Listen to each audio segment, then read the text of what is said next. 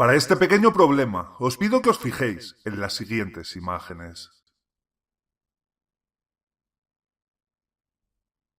Evidentemente, una parece el negativo de la otra. Pero ¿qué diríais si os dijera que los números de ambas ilustraciones son exactamente iguales, que las letras son exactamente iguales y que los cuerpos son también exactamente iguales?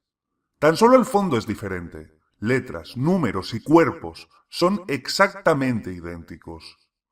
Tu cerebro se inventa el color de los elementos porque le gustan los contrastes y por eso lo ves tan enormemente diferente. Dependiendo del fondo, puedes ver una misma cosa de colores aparentemente muy diferentes.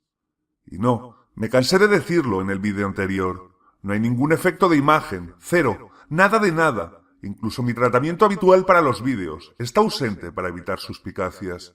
Sé que parece imposible, pero si aún así sigues creyendo que te engaño, en 30 segundos de vida podrás comprobarlo, pulsando pause, haciendo una captura de pantalla y pegándola en el Paint o cualquier editor y cotejar los colores.